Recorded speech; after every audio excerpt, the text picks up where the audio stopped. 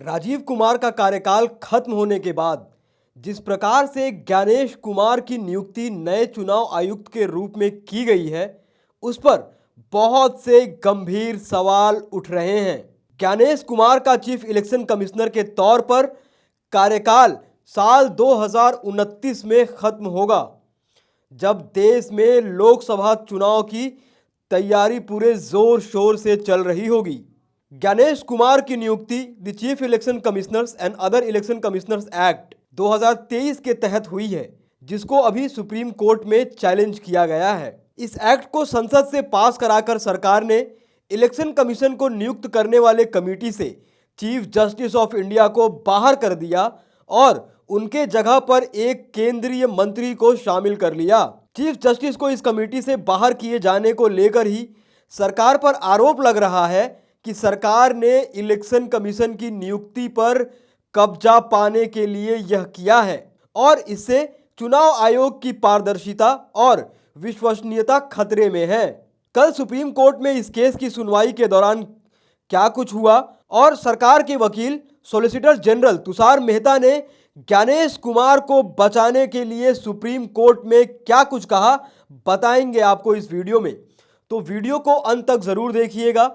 पर वीडियो में आगे बढ़ने से पहले अगर आप चैनल पर पहली बार आए हैं तो चैनल को अभी सब्सक्राइब करें और बेल आइकॉन दबा दें ताकि चैनल से जुड़ी तमाम जानकारी आपको मिलती रहे।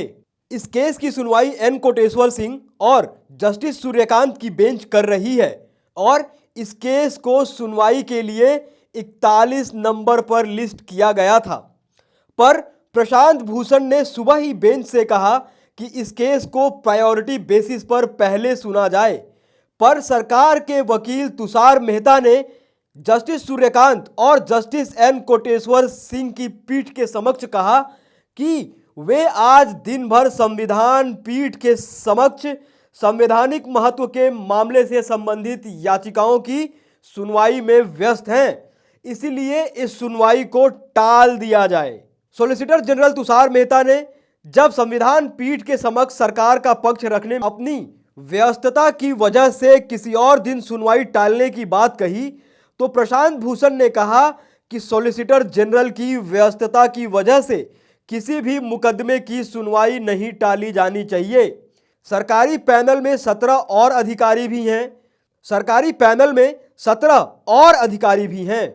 लेकिन कोर्ट ने प्रशांत भूषण के इस दलील को दरकिनार करते हुए कहा कि सॉलिसिटर जनरल अपनी उपलब्धता की जानकारी दें कि वे कब फ्री हैं।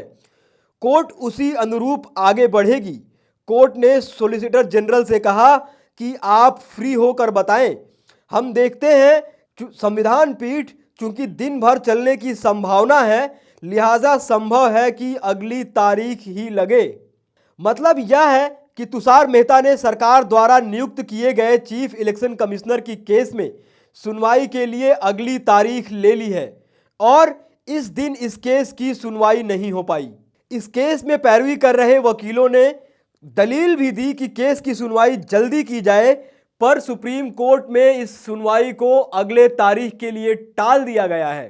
राजीव कुमार का कार्यकाल 18 फरवरी को खत्म हो गया था और जब उनके जगह पर नए इलेक्शन कमिश्नर को नियुक्त करने के लिए 17 फरवरी को जब इस कमेटी की बैठक हुई, जिसमें प्रधानमंत्री नरेंद्र मोदी, गृह मंत्री अमित शाह और leader of opposition Rahul Gandhi शामिल हुए, यानी कि सरकार के पक्ष के 2 लोग और विपक्ष से 1 नेता। चूंकि इस केस की सुनवाई 19 फरवरी को सुप्रीम कोर्ट में होनी है, तो इलेक्शन कमिश्नर की नियुक्ति सुप्रीम कोर्ट के फैसले के बाद ही होनी चाहिए। पर राहुल गांधी के इस सुझाव को दरकिनार करके ज्ञानेश कुमार की नियुक्ति, रातों रात ज्ञानेश कुमार को मुख्य चुनाव आयुक्त नियुक्त किए जाने पर देश के चुनावी प्रक्रिया पर सवाल और भी गहरे हो गए हैं।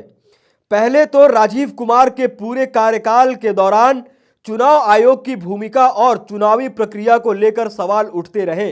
राजीव कुमार ने इन सवालों का कभी भी कोई ठोस और सटीक जवाब नहीं दिया और अब जबकि चुनाव आयुक्त को चुनने वाले कानून की सुनवाई सुप्रीम कोर्ट में होनी थी और अब जब चुनाव आयुक्त को चुनने वाले कानून की सुनवाई सुप्रीम कोर्ट में होनी थी, तब कोर्ट में कुछ ऐसा हुआ जिससे कि सरकार की मंशा समझ में आ रही है कि आखिर ज्ञानेश कुमार को रातों रात चुनाव आयुक्त क्यों नियुक्त कर दिया गया।